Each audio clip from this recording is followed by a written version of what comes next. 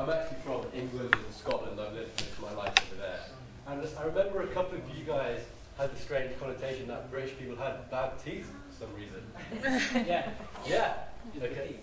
Why is this? What makes you think that? Because we have a better Okay, fair enough. I think my teeth are quite nice. Anyways, a point now in Britain is that in the water, the government actually adds fluoride, quite heavy amounts of it. And fluoride is the same thing that goes into Colgate toothpaste, so you can pretty much drink toothpaste when you drink tap water in England nowadays. And the royal family, what do you guys know about the British royal family? Kate Middleton.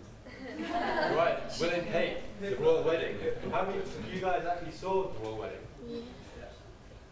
A good amount, okay. We have a running joke in England, in the United Kingdom as a whole, that our royal family is not actually British at all. They're actually German. We always say our royal family is German. Because, like Norway, our kings and queens have always been married off and we've been invaded a hell of a lot of times. So the royal family's always been married out to stop wars from happening and whatnot. But how many of you think the royal family actually has any political power or any government power? That's right, they don't. They have no say whatsoever. However, they do have quite a strong part of the British military. All the kings, queens have always been the head of the British Armed Forces. All the current royal family serve in the army. I think the last major war we had was with Argentina, where I think Prince Andrew actually flew the jet fighters that bombed a lot of Argentina. And currently Prince Harry is out in Afghanistan fighting right now. So they've always had a large part with military. And what were the other stereotypes? That Colonization and music? Colonization. I think that's a lot of the major European powers have an issue with colonization. British people are actually quite reluctant to talk about it because they have this thing called white guilt.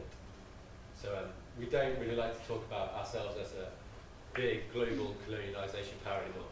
However, we still keep the Commonwealth as a group, which is the old colonial empire.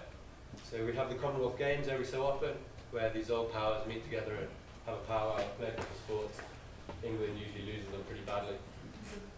And, I don't know. What else was there? Music. Music, right. What do you guys know about British music? What's your favourite? Beatles, Rolling Stones, King Crimson.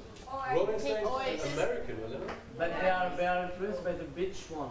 Okay, I mean, they are playing with the British style. right.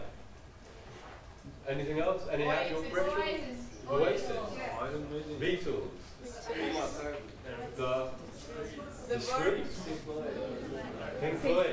Rolling Stones were... Iron Maiden. Okay, how about more modern, like current British music? Does They're anyone know? Irish. Damien Rice. Girls Aloud. Cheryl Cole. Travis. Travis. Okay, so Robbie Williams. Robin Williams, right. Carl Cox.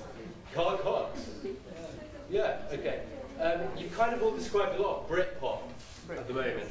That was back in the 90s. British music's moved on a bit more. So Carl Cox, do you guys know drum and bass? Yeah. Yeah. That's the biggest movement in the UK at the moment.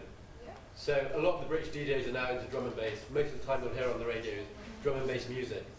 However, the UK as a whole, it's not like America, where you have separate radio stations for each territory, right?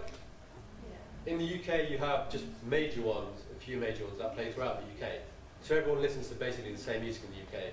We export a lot of music, however, a lot of our music is actually quite terrible, in the sense that you have the Spice Girls, Cheryl Cole, a lot of British people find horrific. So, yeah, a lot of our music is quite good. A lot of the old stuff, like you said, the Beatles, a lot of heavy people were influenced by these guys. Iron Maiden's a bit of a strange one for the British. We don't quite go into those extremes.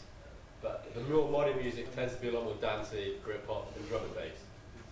So yeah, I think that's Britain in a very tight and neat nutshell for you.